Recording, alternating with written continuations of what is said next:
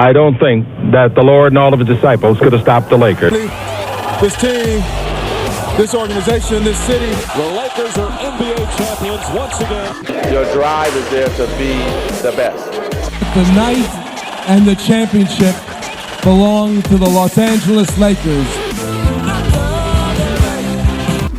You are now tuned in to the LakersSource Podcast. What's going on, Lakers fans? It's your host, Rance G, with another LakersSource Podcast. Please like the video. Please subscribe to the channel. Please follow me on Twitter, @LakersSource. And stay up to date on all the Lakers news and rumors leading up to the draft, the offseason, and through next season. A lot going on right now. 10 days out from the NBA draft. We've got smoke screens. We've got truth. We don't know what we have, actually. There's so many reports coming out about so many different prospects, so many different possible people that want to come to Los Angeles potentially this summer, next summer, 2 summers from now, 3 summers from now. There's rumors of all kinds. So we're going to have a lot to talk about today. Got the NBA Finals coming up, Game 5 later on today, back in Oakland, after the Cavaliers came out and couldn't miss from three-point range. And, you know, I'm sure everybody noticed this. It was a really weird reffed game on both sides. It was favored early for Cleveland, seeing it as they shot 20-plus free throws in the first quarter. But after that, there was sketchy calls all around, so bad on the NBA for that one. That game was terribly reffed. And if you're on Twitter or social media, you've seen people talk about it, I'm sure. There was all kinds of funny memes and videos and photoshops and everything that were pretty hilarious, talking about the refs and how awful that game was officiated. But tonight, back in Oakland, like I said, Golden State's going to be at home taking on Cleveland, Game 5. If they win, the finals are over. I hope they do win. I'm ready to get the season over. I've said it several times. Ready to get the offseason started and see what our Lakers are going to do so we can ourselves, get back in contention for the finals, for the playoffs even. I just want to see the playoffs next year at least. Start taking that next step forward in the right direction. But the big news today is, as far as people paying attention to the NBA draft and in regards to the Lakers, is that the Lakers reportedly were not very impressed with Lonzo Ball's conditioning. They said it seemed to be an issue. The reports say that they thought he was out of shape, which is surprising. Now, this could be a smokescreen. That's what on a lot of these rumors I'm going to talk about. I want to be clear that this is not what I believe. This is just what I'm sifting through the rumor mills and trying to figure out, what exactly the truth is. So we've had different reports today saying that Lonzo wasn't in shape, and that the Lakers were, concerned about that, and they weren't very impressed. I mean, we saw the other day that the report saying that he did not blow the Lakers away in his workout. He did not do anything to solidify his position at the number 2 spot. Now, that could be a complete lie, and the Lakers are trying to leverage this to make it look like they're not desperate for him or they don't want him that bad, so that maybe Boston doesn't take him, even though he's refused to work out for Boston. So that's one way to read it. Or the second way to read it is, the Lakers fan base that's already pretty much made their mind up that Lonzo Ball is going to be a Laker. It's getting those people prepared for the fact that we might take someone else. My personal belief is I think it's a long shot to say that the Lakers are definitely taking Lonzo Ball. I think they've got really, really tough decisions to make. We've had a lot of people come in for workouts, mainly for the 28th pick, but here recently we've had Lonzo, we had Josh Jackson come in, Dennis Smith Jr. came in yesterday. Reports out of his workout was they were very impressed with him, so we've got them saying they weren't impressed with Lonzo, very impressed with Dennis Smith, and read that however you want to, but I thought that was interesting. Dennis Smith's an athletic freak. Dude's got almost a 50-inch vertical. Reminds me of a prime Steve Francis. Maybe even better than that, but that's kind of what he reminded me of especially when he's dunking. People forget that Steve Francis in his prime was averaging 21 points a game, 6 assists, 5 rebounds, and that's pretty good numbers. So that's kind of what Dennis Smith reminds me of. So we've had him in. We got De'Aaron Fox coming in Tuesday. So, there's a lot of great players that the Lakers are looking at right now, and there's no telling where we're gonna go with that second pick. I think maybe it'll get more clear here in the next few days. After De'Aaron Fox comes in, we'll start getting a little, some more information about exactly who the Lakers are leaning towards, because I think, as far as I know, that De'Aaron Fox will be the last one of the candidates that they're looking at the second pick. I don't think we have a workout scheduled for Jason Tatum from Duke, so that will mean that we have worked out Lonzo Ball, Josh Jackson, De'Aaron Fox, Dennis Smith Jr., and I did read actually that they are hoping to get a meeting or a workout with Markelle Fultz still, so that could still happen. So Fultz is kind of the wild card there. If Fultz doesn't work out for the Lakers, then they've already seen and worked with and met with the people that they're going to be picking at that second pick if they do keep the pick. I don't think they're going to trade the pick, but you never know what could happen with Rob and Magic. We don't know what their tendencies are. We've never seen them have an off season or a draft. If they move a lot, if they want to make trades, we have no idea. We have no track record to go off of Magic and Rob. And I personally think that's exciting, and I think it's interesting to watch over these next couple months, because we really don't know what they're going to do. This will be the first time we've had them a whole new regime in there for several years. I'm pretty sure Mitch Kupchak's been a Laker or in the front office or a position in the front office for pretty much all of my adult life. I've been a Lakers fan since '92, so. And Mitch Kupchak, I can't tell you what year he took over the GM position, but it was several years ago. And Mitch, that's all I've known is what Mitch Kupchak did pretty much my whole life. So, not having him in there, it's going to be pretty cool to see, how the new front office conducts business, to see if they really like doing trades, or if they like lying during this draft process. If after everything they just end up taking Lonzo Ball after all these reports of conditioning and not being impressed and all this blah blah blah. If they ended up taking him, then we know to expect for the next few years not to believe anything out of Lakers workouts when it comes to around draft time, because they're just smoke screens. So they have that to their advantage this time. It'll change after this year, because people will start seeing how they react and how they do business during the draft. But this first draft will be interesting, because nobody in the NBA knows what to expect, just like we have no idea what to expect. So, back to what I was saying about, I think it's not a lock. It's definitely not a lock that Lonzo Ball will be a Laker. I don't care what anybody says. I know a lot of Lakers fans say it is, and they say everything's just a lie, and they've already decided. I don't think they have. It's too tough of a decision. Looking at all these players that they're meeting with, they've all got their own skill sets. None of them are alike, and that's hard to evaluate, especially when you're trying to figure out what exactly your team needs. Like, what do the Lakers need? We need defense, I know that much. We were dead last in defensive efficiency last year. So that's the only thing that we can really say that we need for sure, other than, obviously a star. We could always use a star, especially if none of the young guys that we have right now work out to be, they're all going to be solid players. But is anybody going to take that leap to be, the perennial all-star every year that the Lakers are so used to having? I don't know yet. None of us can say that yet with confidence that, D'Angelo Russell or Julius Randle or Brandon Ingram or Zubats or Larry Nance or any of them are going to be a all-star for the next 12 years or 10 years. I don't think we have that player on the team yet personally. I hope we do, but they just haven't shown me yet. They've all got potential, but a lot of players for the last, 20 years have had potential and never reached it, so it's too early to tell. I'm an optimist, so I think at least one of those guys has to turn out to be, an every year all-star type player. I don't know who it's going to be. A lot of people seem to think it's Ingram. Ingram definitely has the intangibles to do that. He's an athletic mismatch just based on his length and his speed and ball handling ability and size, height, all that. So he could do it, hopefully. But so back to that, this person that we get, it's going to really change the franchise, I hope, this next person, where we can find out who that's going to be, and whether that's Lonzo or Dennis Smith or De'Aaron Fox or Josh Jackson.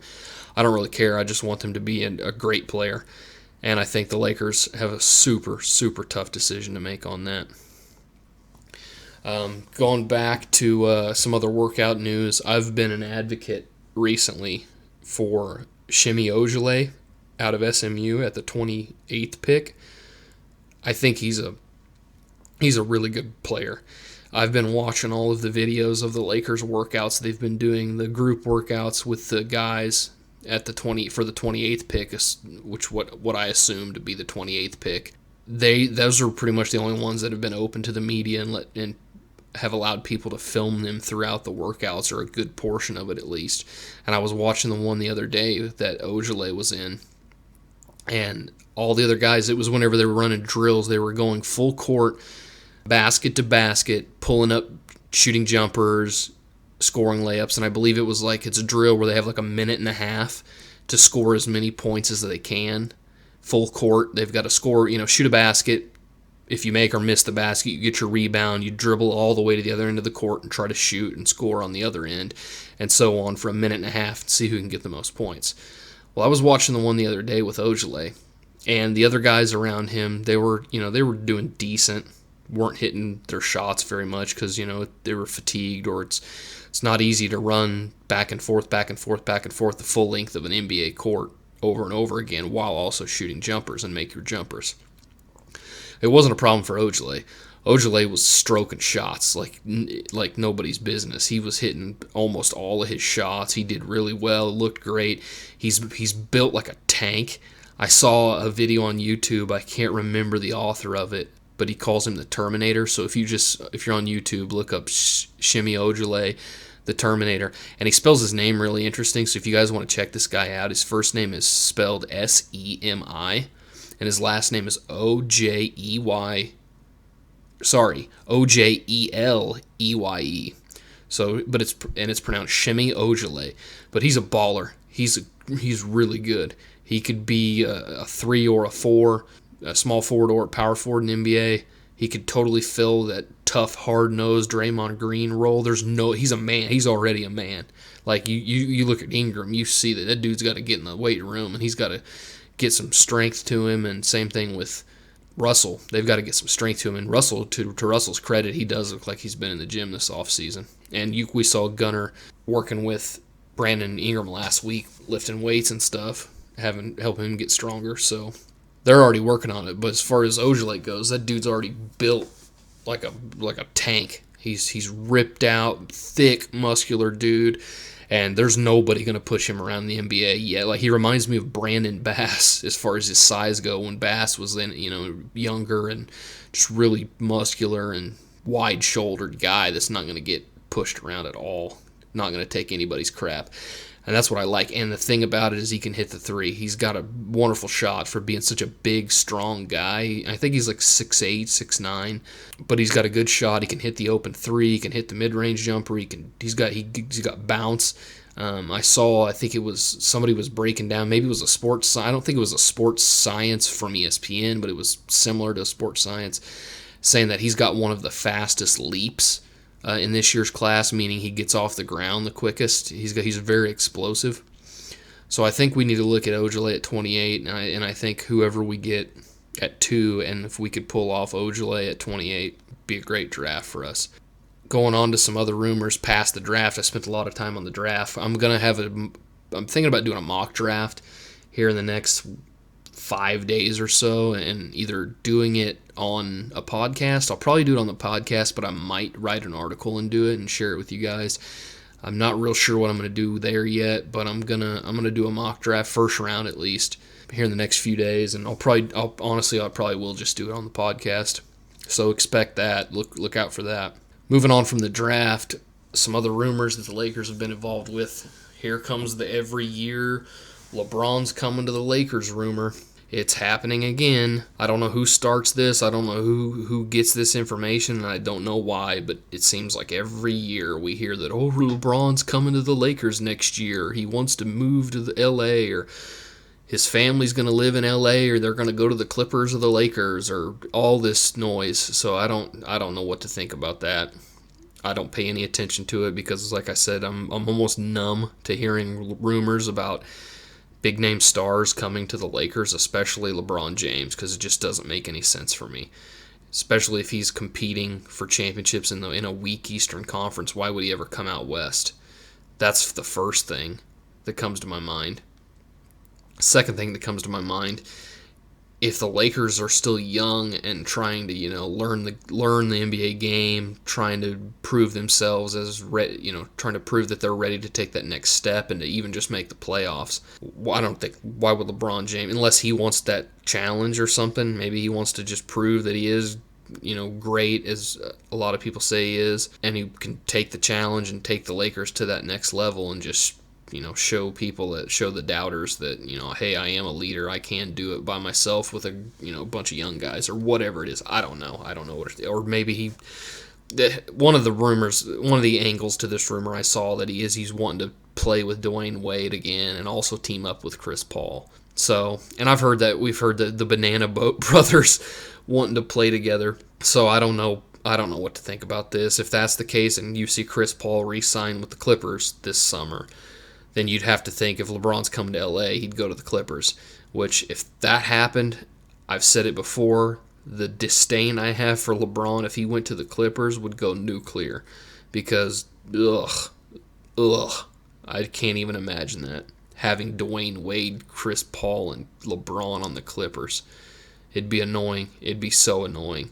Especially all the bandwagon people that would just jump over to be Clippers fans all of a sudden. Like, there's no reason the Clippers should even be relevant. They had a racist owner, and they got gifted a Chris Paul trade because Chris Paul wasn't allowed to come to the Lakers. I'm bitter towards them, and people can make fun of me if they want, but I don't really care.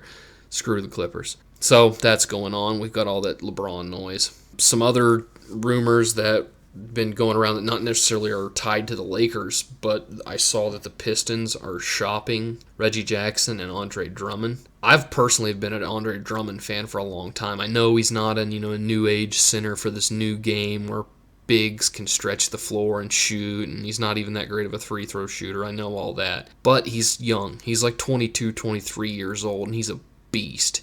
The dude averages like 15 and 15 every year. You don't pass on an opportunity to get a guy like that, especially if we don't have to give up much. I think that we could probably trade like Mozgov or Dang, the 28th pick, and Clarkson for him, or Nance, or Randall, and I would do any of those trades. I would trade Mozzie or Dang to get rid of that contract to free up the money. I would trade Clarkson or Randall also, and I would trade the 28th pick to get Drummond, because not only does it make us better defensively, because it makes us a better rebounding team, it allows us to lock down the paint. It just makes it more appealing for other players to want to come play too, to say, hey, we've got Drummond, we've got all this other young talent, we've got whoever we take at the second pick this year. We're ready to make some moves, we're ready to do some things and make some noise. So I think that if we could pull a trade to get Drummond, I'm a big fan of that. People might criticize me for that. I don't really care. I've always liked him. I think he's a beast. I think he's a bad man down there on the block. And I think especially if we get somebody like Lonzo Ball, have Drummond and him run a pick and roll game or have the alley-oops. Like I said it, a few weeks ago, that if Lonzo does come to the Lakers with Larry Nance and the other guys we got, you imagine Larry Nance and Drummond and some of the other guys we got, it'd be Lob City 2.0. We'd really show them what Lob City's all about with that. So I'm a big fan of getting Drummond here if that's possible, especially if we don't have to give up much. Paul George rumors aren't going anywhere. We're gonna keep hearing about that until he either re-signs with Indiana, gets traded somewhere else, or signs on the dotted line to be a Laker. So that's not going away anytime soon. I'm not really going to try to spend too much time on it unless I start hearing some really, really crazy rumors that I feel like are true in regards to him. But we're going to hear about that. And I read an article on, I think it was Lakers Nation the other day, that said that the Lakers are coming up on the time where they've got to decide, like, is now the time to get George or is it not? And I think that's going to have to happen here in the next few days, especially before the draft, because if they look at all these 4-5 players that they've worked out for the second pick, and they're not sold on him, and they really don't feel like any of them are going to be that transcendent star that can take the Lakers to the next level, then, who knows, Rob Pelinka and Magic might consider trading that second pick to Indiana for Paul George right now, which I know a lot of people will disagree with, and they say, why do that when you can wait for him next year? Well, the reason is a lot can happen in a year, and he can change his mind. The Pacers can make a surprise trade and get another star and where he wants to stay there. Boston could sweep in and trade all the different assets they have to get Paul George, and maybe he won't leave there and he re-signs there. There's a lot that can happen where the Lakers miss out on him, and I know after the last 4 or 5 years, we've missed out on a lot of stars that supposedly were supposed to sign with us or that we met with or whatever the case was. We didn't get any of them. So if Magic recognizes that and isn't sold on any of these guys with the second pick, Paul George could still be a Laker. You never know about that. Moving on from on-court stuff, I saw that the NBA, the NFL, I think the Major League Baseball, and maybe NHL are all looking at legalizing betting. And to me, that's very interesting. I don't know how I feel about that. I mean, a lot of people I know do sports betting. I have some friends that are really, really good at it, and they bet on sports. And I have other friends that do the daily stuff like FanDuel or DraftKings or all that stuff. They do those, and they have pretty good success with it. I don't know how I feel about the leagues legalizing it. And the comment that I saw, or the quote I saw from the director of the NFLPA today, said that, yeah, we're working on it. All the players' associations and unions from all the major leagues are talking about it. They're trying to get the framework built. They'd have to get the infrastructure built for how they're actually going to do this and conduct the business and allow the revenue streams to somehow benefit the leagues and all these different things. But he also said that they would have to put things in place to make sure no shenanigans happen, which that's my problem with it. If you legalize betting, people already have questions about certain things in sports happening, especially after Tim Donahue, the NBA referee, wrote the book that basically said that the NBA extends series and does all these other things and tells refs to do certain things to make series go longer, and other refs just take it upon themselves to bet on games and make money because they decide they're going to call a game a certain way. So we already know that happened with a former NBA ref. So if you legalize it and it makes it that much more easy and it's not so much taboo for NBA refs to bet on games that they're actually officiating in, or NFL refs, or whatever sport, that opens the door for a lot of sketchy stuff.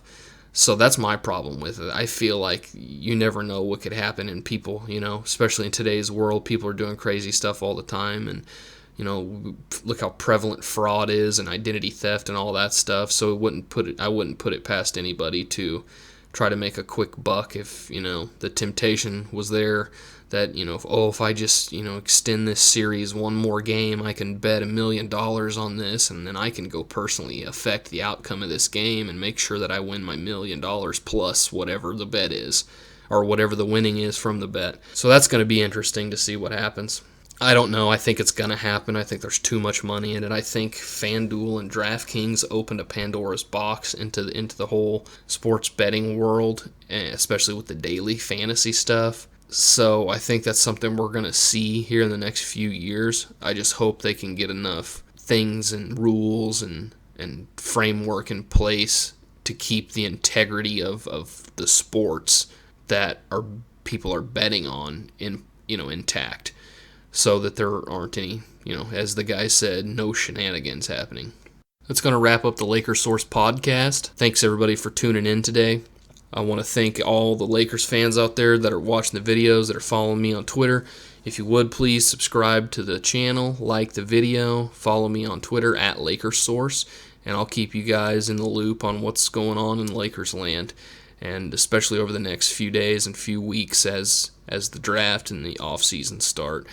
If you've got any comments or questions, just go ahead and shoot me a tweet, shoot me a message in the comments below, and I'll get them answered for you. Love y'all. Until next time, peace.